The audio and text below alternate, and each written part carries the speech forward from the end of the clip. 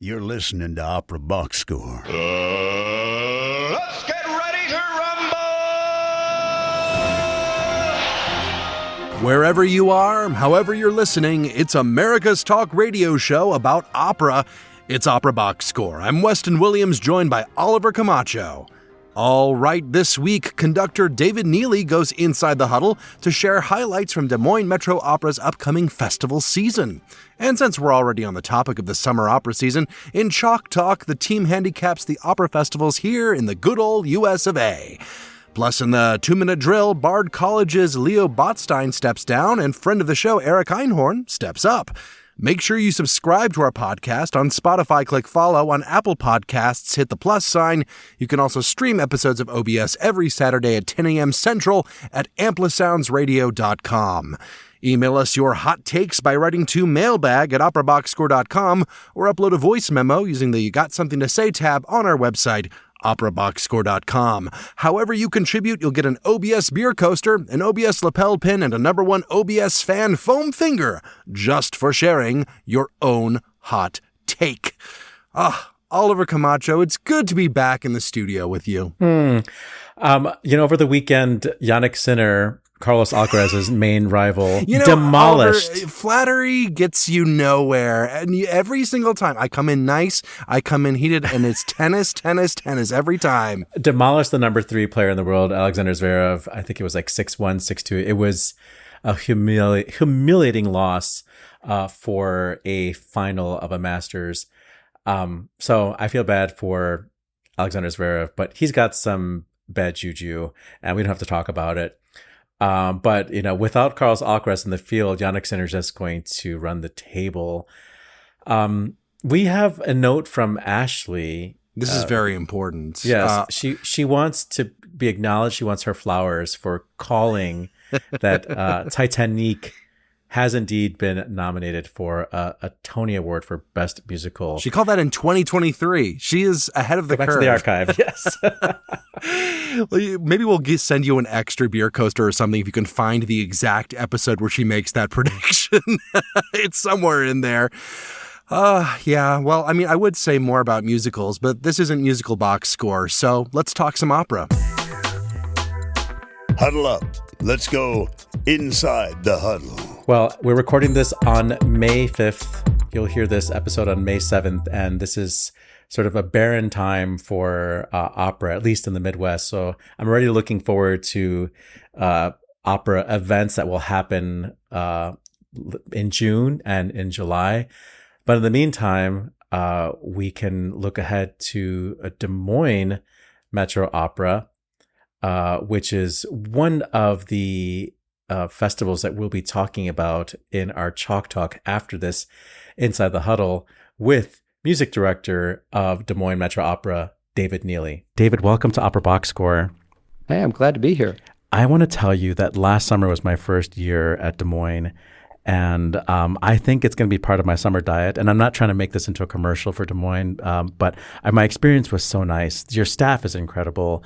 And I really felt the community of the opera itself, just like the way people gather before the show and gather after the show, which is, to me, so important, especially now when, we are talking about opera being elite or being a dying art form. But I think what you've created there in Des Moines really does feel like, something for community.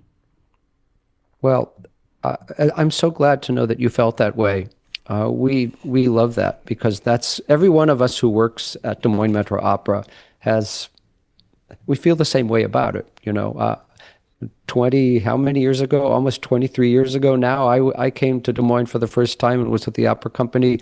And there's always been kind of a family atmosphere, but that we combined with a very high level of art. And what we're always encouraged by is the audience response. We feel as performers, the singers, or even the orchestra and I in the pit, we feel the audience's attention, and that feeds us. And it's the beautiful kind of circle of enjoying art and storytelling. And before the performance and after the performance, you'll see principal artists out in the lobby if you want to talk to us and ask us about the production or anything else that you might want to talk about. So. Or sweating in the courtyard after the performance. Yeah. Well, yes, it is summers in Iowa, but yeah. So this summer it's Tosca you're conducting, then it's Of Mice and Men, and then King Roger you're conducting. I spoke to Christopher Sokolowski a couple of months ago when I figured out who he was and put two and together. I said, oh, I could see him at Des Moines. Can you tell us about working with Christopher and just watching what happened to him and how he's on this trajectory? Well, the first time we worked with him was as the prince in The Love for Three Oranges 3 years ago. And he was wonderful in that. He showed up. I mean, he embodied the role so beautifully, like kind of, he's a comedian without having to be a comedian in that show, you know, and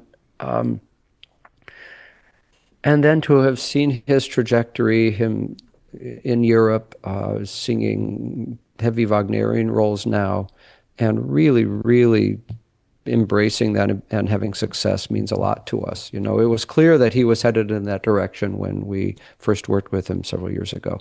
And now he's singing Parsifal. He's in high demand. We're very, very lucky to get him this summer, actually, because he's become so busy. But he really, really wants to sing this role. And he will already will be singing this role again coming up. So that's wonderful. I'm really excited to see him. I'm also excited to hear Laura Wilde, who we know here in Chicago because she was in the Ryan Opera Center. Is this her role debut as Tosca? Yes, Tosca, yes. Not her Des Moines debut, though. She sang The Foreign Princess in a beautiful production of Rusalka in 2018. She's wonderful. So she's going to be unveiling her Tosca. That's absolutely right. I can't. At Des Moines. We had a chance to think about some of the artists who have come through, other artists who have come through Des Moines on our other interview for my other job. Now that you've had time to reflect on that, are there some names that you think are like, wow, they were here at Des Moines before, you know, the rest of the world got to meet them? That's a great thing to talk about, and there are a lot of names, and I will inevitably leave out a few names of people who are very, very dear to me. But whether we have had them as principal artists right away, such as people like Christian Van Horn or Ryan McKinney recently, Leah Hawkins, Joelle Harvey, we have also in our apprentice artist program nurtured young talent who have become famous. Names have come to mind. John Osborne, believe it or not, was an apprentice artist in the Robert Larson era. Took over the world as a Rossini tenor. Daniela Mack in the early 2000s was with our company. Yes.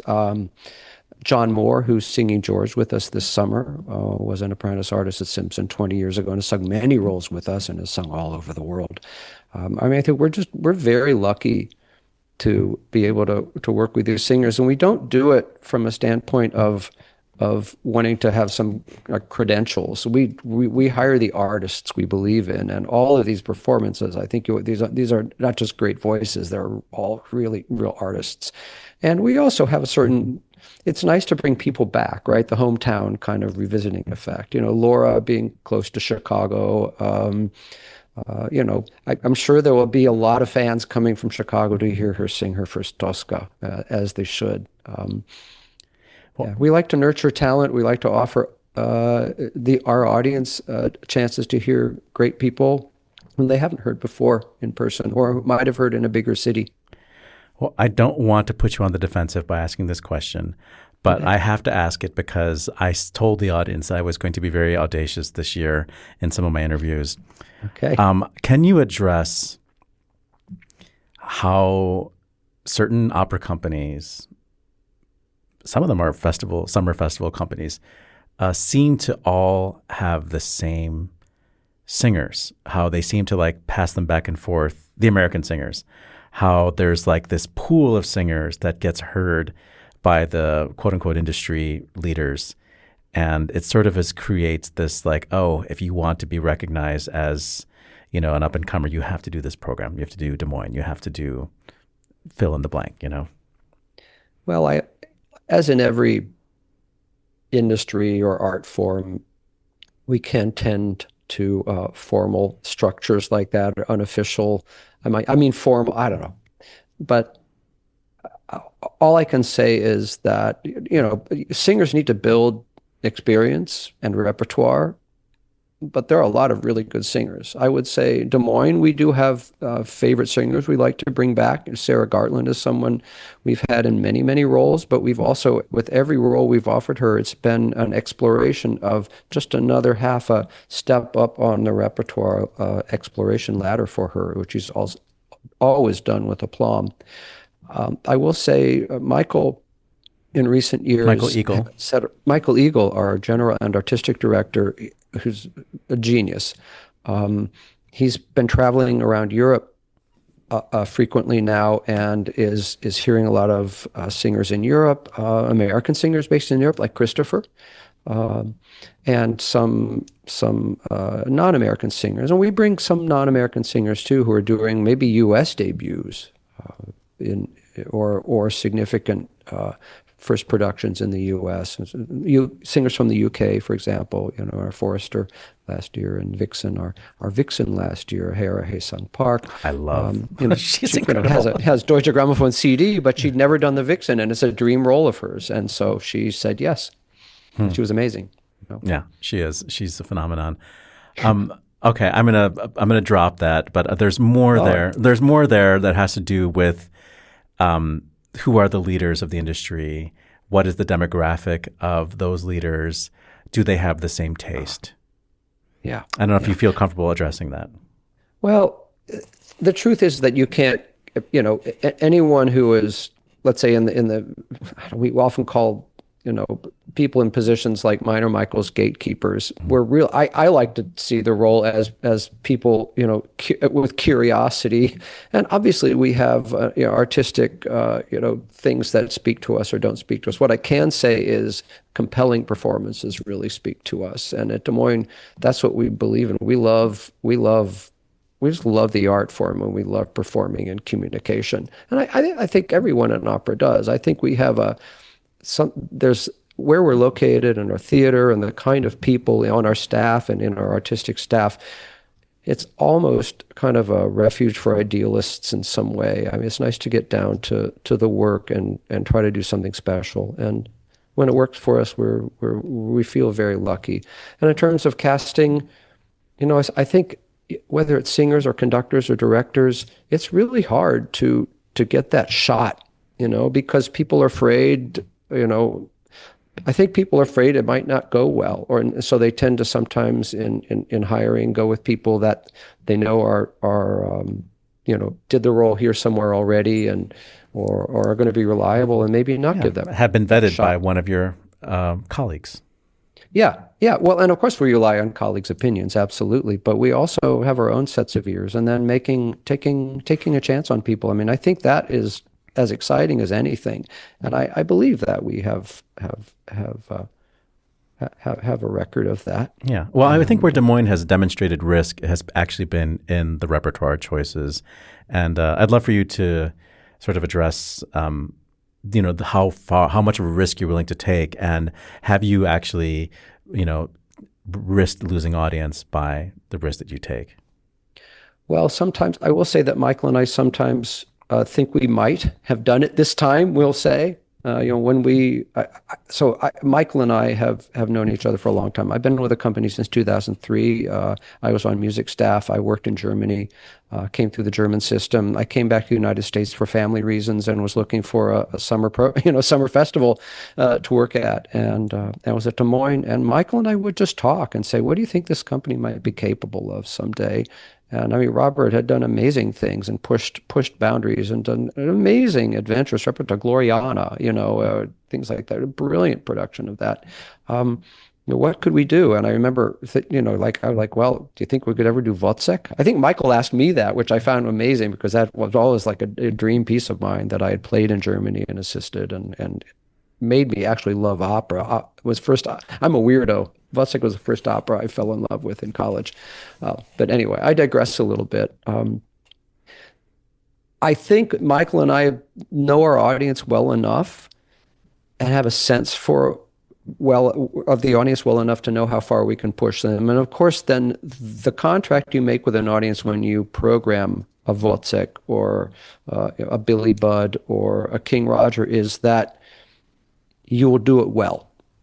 And our audience knows, and we knock on wood, but we feel our audience trusts us enough now that even if they don't know the title, even if they might be skeptical, they're going to come because they know that whatever it is going to at least be done well, and there'll be some merit to what they see.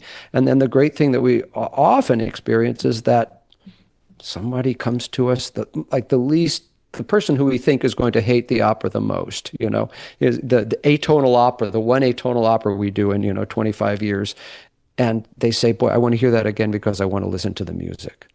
That for me, that's a win. That warms my heart as a musician. So.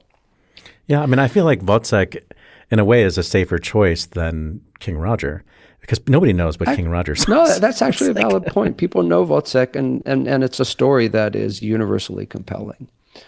King Roger is a bit more of an esoteric taste, but I also know, so when we program something like that, we have a creative team in mind. We had Chaz Rader-Schieber in mind, right? We had Isaac Lerner as a choreographer in mind. We had designers in mind. We have designers like Stephen Kemp, or last year we had Oyoram, the video designer, work with us. We think of things holistically. We tend to not say, well, let's do King Roger and then let's see who we want to do it with. We talk to these people and say, what are your dreams? What are your aspirations? What do you think of this? What might you want to bring to this? And it kind of tends to assemble itself if we're going to do something like that. But honestly, we try to bring the same sensibility to Tosca. We haven't done Tosca since 2009 because we wanted to wait for the Tosca we wanted to do it with, what happens to be Laura Wilde. And then we wanted to do a special Tosca. We didn't, Tosca's great on its own. It doesn't have to be, but it deserves the same treatment that you give a title like King Roger.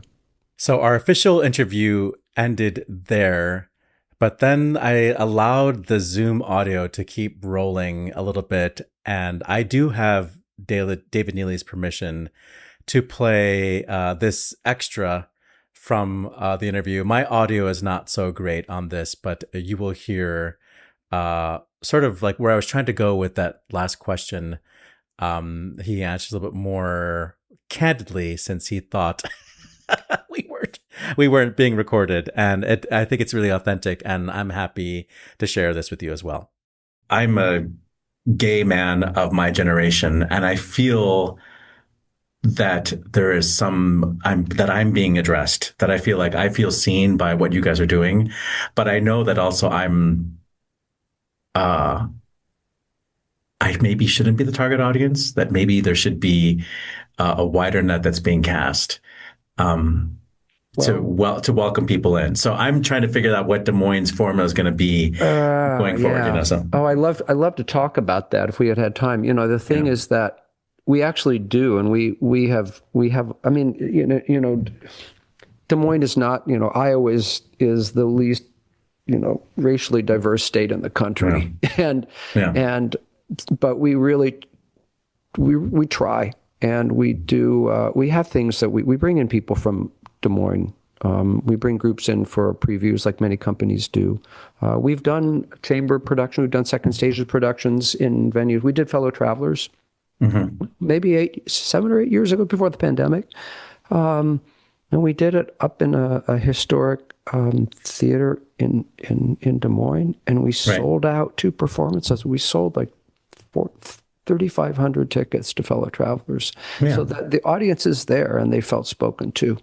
Right. And I mean, that's just one of my identities. Like, there's definitely intersectionality. And I feel like there's going to come a time, hopefully soon, where so what? Let's take for granted that gay stories are being told in opera, because there are a number of them now. There could be more, but there can be more. And I mean, opera has often had that subtext appeal, right, in some way. And but that shouldn't be a hidden thing. That doesn't need to be a hidden thing, right? That we absolutely should be addressed more often. And I think composers of operas today are doing that. And I would say, especially, we have put our second stages Our second stage is on hold for the moment, but it's not permanently gone. And when we do, I mean, that's one of the great ways of doing new works and commissions. But I think King Roger, you might find, I don't know. I hope, I don't know what I'm trying to say.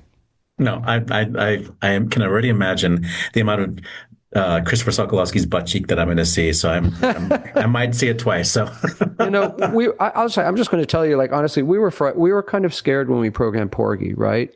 Because we believed in the work and we didn't want to be seen as, well, we're doing this because, we need to do a piece like that, in our time. And we've been a company of, in Iowa and have not done the piece. And we do have something to say about community.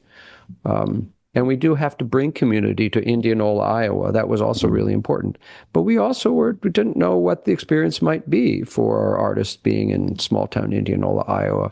We also didn't know if people would understand the merit of Porgy and Bess today. And what it came down to is, I mean, the cast, oh my God, the cast, I got to be in the audience, it's great. I love being in the audience in Des Moines too, but I will never forget that Porgy and Bess, because that was some of the greatest, most impassioned, engaging artistry I've ever been in a space with. Like, I still get chills thinking about it.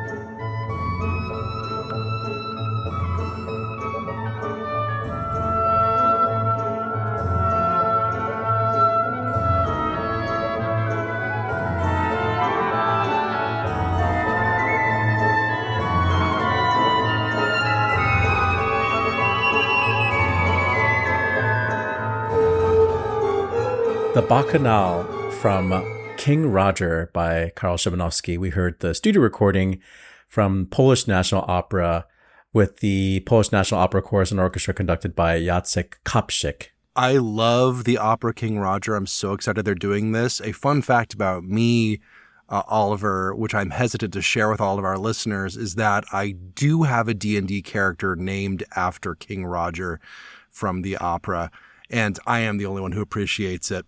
Let's get to the Chalk Talk. Chalk Talk on Opera Box Score. So since we already began talking about the festival season, I want to begin by highlighting a performance that's happening in July here in the Chicago area at Ravinia Festival. Every summer, they present an opera in concert.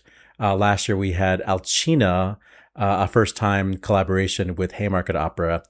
But they're returning to their regular opera presenter, which is Chicago Symphony Orchestra, in this case conducted by James Conlon, who is usually the conductor for these concert operas. And the opera is Mozart's Abduction from the Seraglio, one of my favorite operas that is hardly ever produced in the U.S., and maybe it's because it's really hard to find singers to do the two lead roles. Yeah. This show will have Miles Mikkonen of Amazing Adventures of Cavalier and Clay fame singing Belmonte, and friend of the show, Catherine Lueck, in one of the all-time great Mozart heroines, Constanza. You know we love Catherine Lueck here on Opera Box Score. Who doesn't? She's been our interview guest, but we love following her Instagram for all the technical insight into her preparation. And, she might have a reputation for being a dazzling technician, but I actually am in love with her musicality and how she uses her technique to make a really distinct portrait of the character she chooses to portray. And more, we're seeing her, color outside of the lines of what we expect from a coloratura soprano. She's made her entire career singing Queen of the Night and having the record of singing Queen of the Night the most times at the Met. But in Chicago, we heard her sing the Contessa in Rossini's Le Contorie. She has sung Alcina. She has sung Elettra in Idem and Neo. She has done already Violetta in La Traviata and Lucia di Lammermoor, and I believe she's sung a Juliet in Romeo and Juliet. But it looks like this summer, Constance is not the only thing she's going to be singing. She's breaking through another ceiling. Let me tell you, Cincinnati Opera is putting on Salome, starring Catherine Lewick as Salome, which is going to be great. I'm so excited for her. As you said, Oliver, she is, of course, an incredible technician. You kind of have to be a coloratura, but she has this inner fire and power to her voice that is, that can do these kinds of larger roles.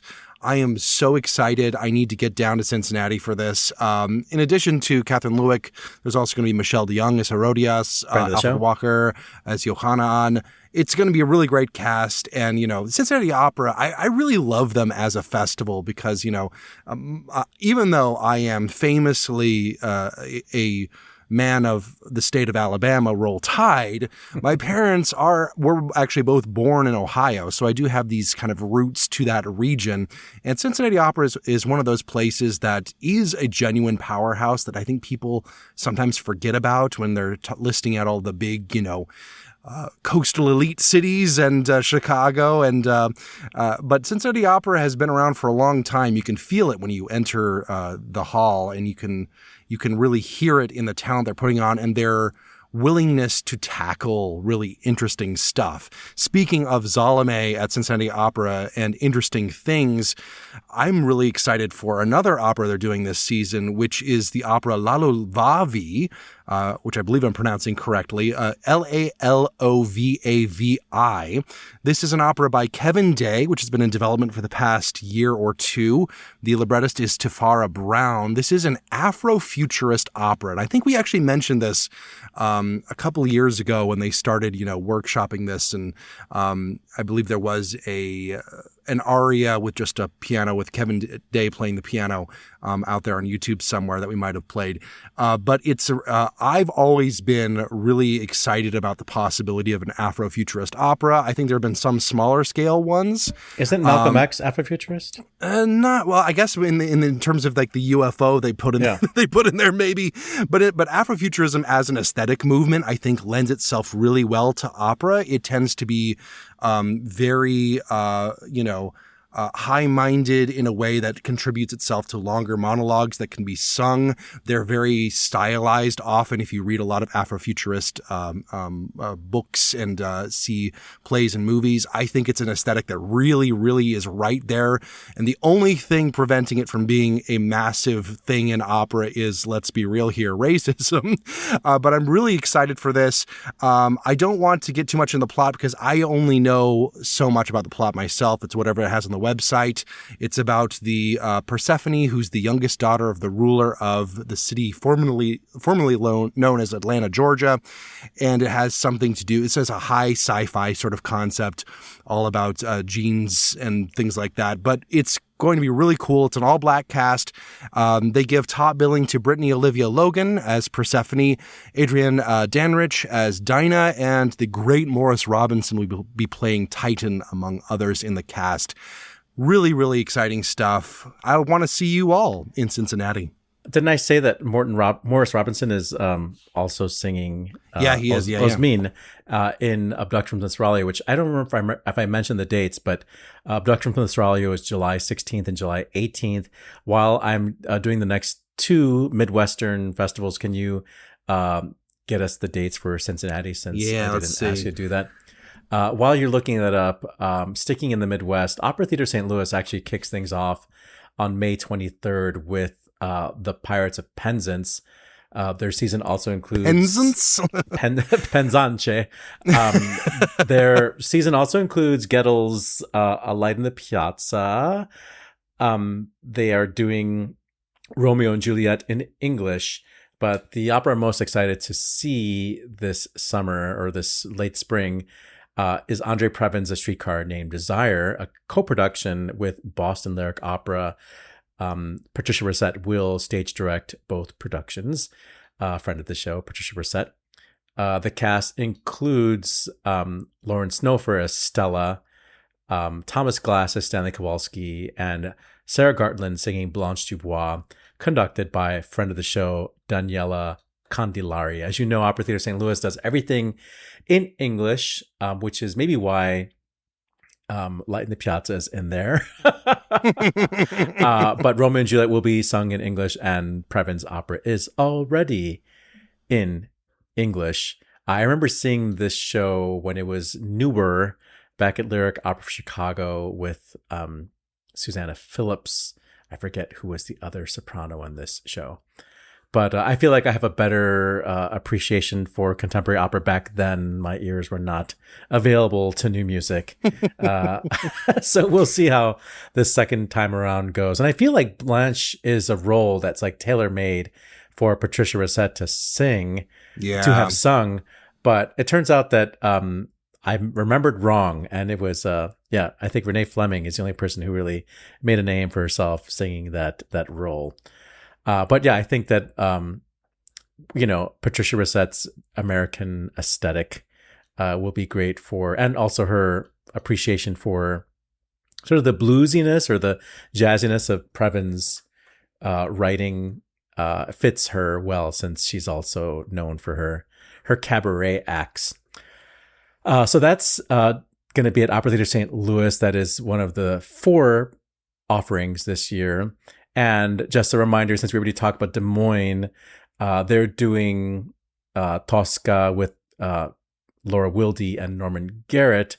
Norman Garrett as Scarpia and Brian Macamore as Cavaradossi.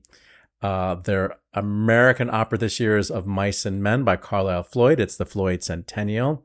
But of course, the opera I'm most excited to see is King Roger, because it's going to be so gay. And there's going to be so much flesh on stage. And I'm sorry, but this is a call to action for gay men. This is for you. Christopher Sokolowski as the shepherd, with Alexander Birch Elliott as King Roger, and the soprano I mentioned a couple weeks ago, Lydia Katarina, as Roxana. If I could see all the performances of that show, I probably would, but I'll definitely be there for at least one of them. I need to rein you in a little bit on that. Speaking of dates, the Salome at Cincinnati Opera is going to be June 18th and 20th, and the Afrofuturist opera Lalo Vavi is going to be July 9th and 11th, respectively. Speaking of dates, we're jumping to Wolf Trap. Why not? We have Wolf Trap Operas putting on just 3 operas this season. La Cenerentola with Rossini's Cenerentola, I should say. Eugene Onegin by Tchaikovsky, and Puccini's Tosca. The Cenerentola is June 18th, 21st, 25th, and 27th. Just say Cinderella. I'm doing my best over here. Yevgeny Onegin is July 17th, 19th, 23rd, and 25th. And then just one performance of Tosca on August 7th. Of course, my recommendation, I think, when you have 3 more conventional offerings, is always going to be Eugene Onegin. I'm not sure if I'm on the record saying this, but, as you might have picked up, my dear listeners, I'm a bit of a hipster when it comes to repertoire. But in terms of operas that are in the mainstream repertoire that I think are probably technically overplayed, but I'm not going to complain about, that is always going to be Eugene Onegin. I just came off of the high of hearing the radio broadcast from the Met with Asmik Grigorian last Saturday, and it was fantastic. I'm always down to see it, and you should be too. The cast for it, is a lot of, because it's Wolf Trap, it's a lot of names that you won't necessarily know. Yeah, it's like studio artists. But that's part of, I think, the fun of going, right? This is not Wolf Trap is not a place you go for like these big names. These are the places you go to discover them. And there's going to be some really good ones, I'm sure. So Finn Segal as Eugene Onegin, I'm rooting for you. Don't know who you are, but I'm sure he's a Rhine Opera Center right now. Is he really? Oh, I should know him. I love him. He's great. Oh, great. Tatiana's Magdalena Kuzma, who I do know. Olga Elisa Pfender, I believe is how you pronounce her last name. It's going to be a lot of fun. Again, that's in July at Wolf Trap Opera. And while you're on the East Coast, why don't you tell us about what's happening at Glimmerglass? Well, first of all, I do want to shout out a friend of the show, Francesca Zambello, for directing Oklahoma. But as I said early, this ain't musical box score. Let's talk about the opera. And of course, the one I want to point out, I think we're contractually obligated to talk about it, Oliver. It's Gregory Spears's and Greg Pierce's Fellow Travelers, which is a recurring theme on our show, not just this year. In 2026, yeah. We could have done a gay handoff, but we passed that would have been great. Yeah. Alas. Yeah. Colin Akins is going to be Timothy Lockman, and of course, friend of the show, Joseph Latanzi as Hawkins Fuller. I do not have the dates for that, but you can probably go back to a previous episode where we mentioned the dates. Well, we'll link all of these companies because nobody knows how to use the internet, but it's sometimes convenient if you're listening. Yeah. Speaking of calling yourself a hipster opera fan, is you only like the single origin pour over operas? Yeah, I really do, which is why I'm a big fan of the American Modern Opera Company, and they have their summer festival run amok. However, I was looking them up because I really wanted to shout them out for this episode, and nothing's been announced yet. So fingers crossed that it's still happening. It's a very hipster move there. Yeah, I know, exactly. Last year they were at Lincoln Center. They did stuff like the Comet Popea. They did some Julius Eastman stuff. Really, really neat stuff. They're really on the cutting edge, really worth traveling for. But I will say last year they did also announce their season pretty late, I think in early June. So I do want to shout them out just in case. Hopefully they haven't gone under and no one's told me, but the Run Amok Festival, AMOC, get on that mailing list. If you are anything like me, you will want to know what's going on as soon as they announce it. Well, I missed the opportunity to do a Eugene Onegin seg because that's one of the operas at Santa Fe this summer where we'll finish. You can look up the cast. They're also doing Magic Flute with friend of the show, Josh Lavelle, and Joelle Harvey, friends of the show, Josh Lavelle, Joelle Harvey, and Will Liverman, and replacing the late Raynell Krause, soprano Jenny Hauser as Queen of the Night. They're doing Madame Butterfly. They're doing, let's see, did I say 3 already? Oh, they're doing Lily Elba, Tobias Picker opera. With friend of the show, Lucia Lucas. Exactly, as Lily Elba and Silvia Doramo as Gerda Wegener.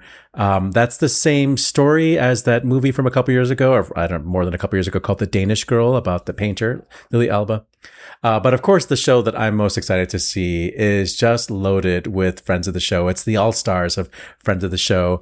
Handel's Rodolinda, conducted by Harry Bickett, with Yeston Davis, friend of the show, Hugh Cutting, friend of the show. Harry Bickett's also friend of the show, by the way, and Meridian Prawl, friend of the show. The only person in the cast really who we haven't talked to yet, but I'm sure we will, is the Rodolinda herself, Lucy Crowe. Oliver, I'm noticing a certain early music bias in our interviews. I wonder why that is. Well, we'll wrap up this segment listening to a little bit of the Harry Bickett conducted English concert performance of Rodolinda with Lucy Crowe singing Morrai Si.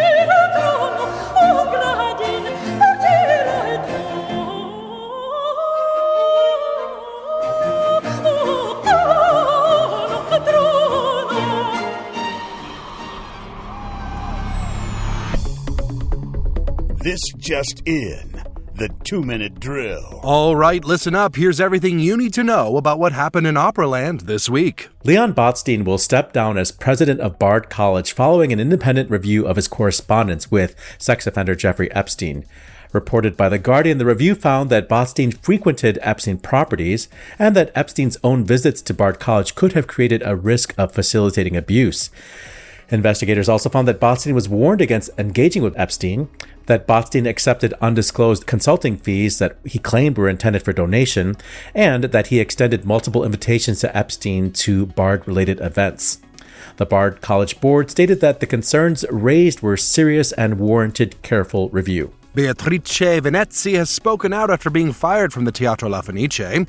In an interview with Corriere della Sera, the conductor said the situation caused significant professional harm and added there was no support from government officials.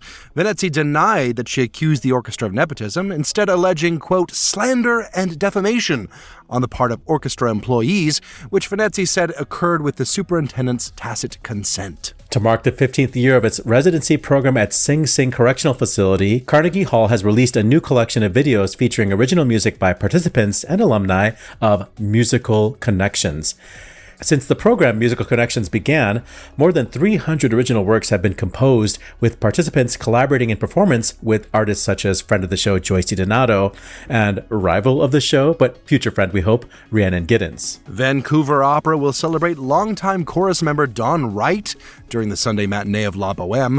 Wright is retiring after 51 years and 168 productions with the Vancouver Opera Chorus, with additional contributions to the Opera in Schools program. Mahogany Opera and Britain Pears Arts has announced a new opera by Erlyn Wallen, master of the King's music. Premiering this November, A Christmas Miracle is inspired by Benjamin Britten's unrealized A Christmas Sequence. It blends new music with carols and will be designed for professional artists, young people, and community members, featuring roles for singers of all ages, instrumentalists, and backstage makers. In trade news, Opera Delaware has appointed friend of the show Eric Einhorn as its next general director, succeeding outgoing GD Brendan Cook. And Detroit Opera has extended also friend of the show Roberto Kalb's contract to 2030. On the disabled list, Opera Royale de Wallonie-Liège has announced Anna Caterina Antonacci will now play Elle in Poulenc's La Voix Humaine. She replaces Christine Opoles, who has withdrawn for health reasons. Exit stage right, South African soprano Mimi Coertza has died at age 93. Coertza debuted in Johannesburg in 1951 singing Handel's Messiah, then moved to London in 1953.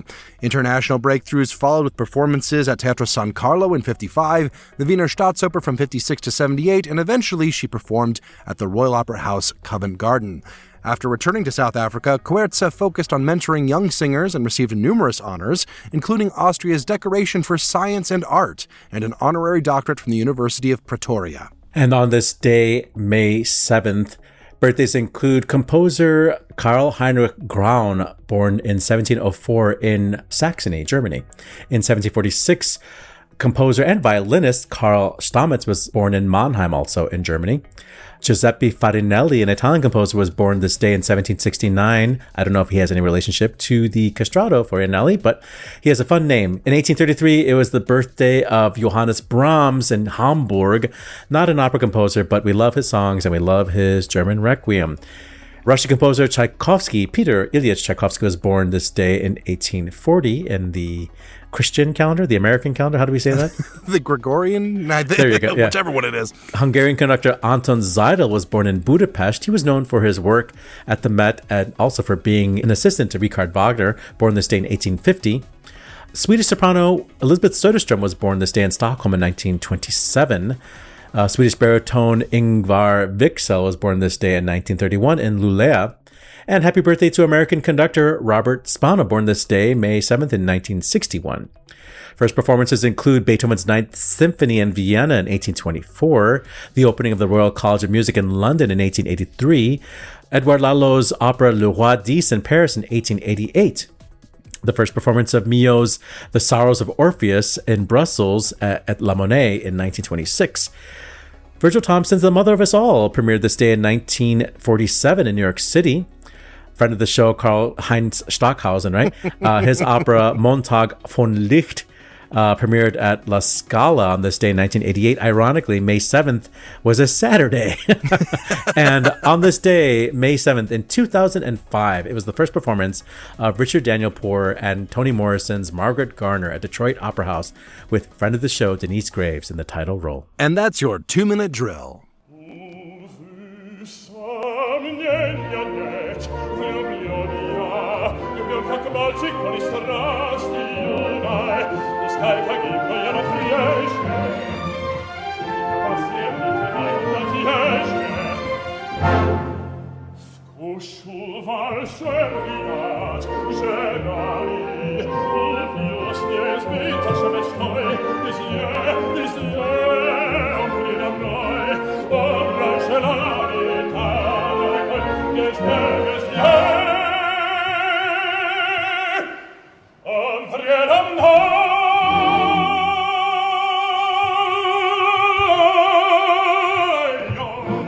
Since we've talked so much about Eugene Onegin, that's a little bit of friend of the show, Lucas Meacham, from the July 2021 performance at Santa Fe Opera, conducted by Nicholas Carter. That was the Act 3 aria for Onegin. That was my first time going to Santa Fe. It was so strange. There was COVID restrictions. I wasn't allowed to talk to the artist unless I was, so many feet away from them. We did most of the interviews remote, even though I was literally right there.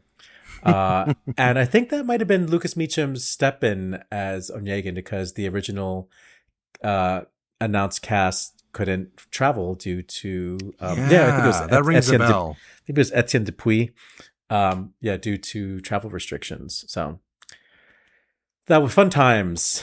July 2021. And even more fun times here in May 2026. Leo Botstein, is it Botstein or Botstein? Either way, he's stepping down because of Jeffrey Epstein. So this review, and we do recommend reading this article in full because it's not great. We did know, I think, going into all of this, that some of the emails you have with Jeffrey Epstein were well after, he'd already been on trial for various, sex crimes. I think we talked at the time about how there is sort of this perverse incentive to give rich people whatever they want in the arts because that's kind of how you get funding. But it seems like, there might be something even going beyond that. The fact that he accepted consulting fees but didn't talk about it, disclose it. It was intended to be then donated to the board of the college. The article isn't very clear on whether or not it was actually donated, but it certainly wasn't told. It was kind of a secret, which is kind of strange. I will also say, in kind of a funnier moment at the end of the article, it mentions that Botstein said he didn't actually mention this investigation when he said he was stepping down. He said he was just retiring, to which I say, sure, Jan. Yeah. I mean, he's been doing this kind of exploration of, what do you call it, Antarctica music with his orchestra now. Yeah. And as somebody who works in radio, I've been, excited for those projects to come out to and expand the library of the radio station where I work. But now I wonder if I have to put a pause on those and just categorize them as do not play. I just get mad, Oliver. I'm just doing my best over here. Before we wrap up, I just change the subject a little bit to something a little bit more cheerful. And I don't know if it's cheerful or not, but I have nostalgia for a childhood that I didn't have, singing in a church opera like Noah's Flood. I don't know if you saw that Wes Anderson movie. I love it. Yeah. Moonrise Kingdom, something like that. Yeah, exactly. Where they recreate what it'd be like for your community to put a Noah's Flood. And I hope that the new Erin Wallen Christmas opera has those feelings, and that wherever it's produced over there in England, that children and amateur choristers get a chance to make opera. I think that is the real outreach that we're missing. There's so many of these, we talk about youth opera and stuff like that, where we dumb down opera to make it bite-sized or to make it accessible. Better to create an opera with children in mind and let them sing it and make it good music and make the orchestra parts hard, make other things hard, and let the vocal parts be easy, and so they could have an experience and take over an entire building and have whatever, the community chorus sing, and everybody builds sets, and everybody makes costumes, and you put on a show for each other. I don't know. I've made shows like that, maybe not with the community involved, but very crafty, homemade shows with lots of costumes that were thrifted and lights that were borrowed, and and it's so much fun and people have a great time, and I hope that that's what Erin Wallen's opera turns out to be. Yeah, especially around Christmas time, it really gives you that warm, tingly feeling that can only really be matched by Beatrice Venezia having a temper tantrum. Let's wrap the show up. Good call. Bad call on Opera Box Score. Good call, bad call. That's how we end the show. Oliver Camacho, what do you have for me? I've been thinking about Joyce DiDonato and just like what a season she is having, and I think to say the least. Rapping. I mean, like you think back to December when she was doing Amal and the Night Visitors. I think she was doing The Mother for the first time, and then shortly after that, she was in Chicago with her Emily No Prisoner B show with Time for Three, and then she went to New York to do Innocence. And then she did her master classes. She did master classes, of course, at Carnegie Hall, but she also did one here in Chicago. And while she was here in Chicago, in between performances of Innocence, she did another part of her residency with Chicago Symphony Orchestra, which is the Notes for Peace concert. And she collaborated with a family that were victims of gun violence to create a new song, which she recorded and performed at the Notes for Peace reunion. And she's returning to Chicago. We're recording this on Tuesday. She's returning tomorrow to begin rehearsals for her final performance as the artist in residence with Chicago Symphony Orchestra, which is Lieberson's Neruda songs, which were written for Lorraine Hunt Lieberson. So I'm giving the pre-concert talk for those concerts at the CSO starting Thursday, the day this episode drops. Is also Friday and Saturday. If you are a friend, or if you know how to reach me via DM, ask me for a discount on tickets. I'd love to meet you in the audience. That is it for this week's edition of America's Talk Radio Show about opera. Make sure you subscribe to the show wherever you get your podcasts, get your voice heard, and find links to stuff we've talked about at our website, operaboxscore.com. That is also where you can put your money where our mouths are. Give back to the OBS using the Support the Team tab. Your announcer is Norm Waddell, your creative consultant is Oliver Camacho, and your audio editor is me. The executive producer of the OBS is George Cedarquist. For our guest, David Neely, I'm Weston Williams, asking you to continue the conversation about opera as you disclose all of your consulting fees, please. We're back with an all-new show next week when we break the streak of interviews with cisgendered white men by talking to Patricia Racette. Plus, you get more opera headlines, more hot takes, and more slander and defamation. Join us.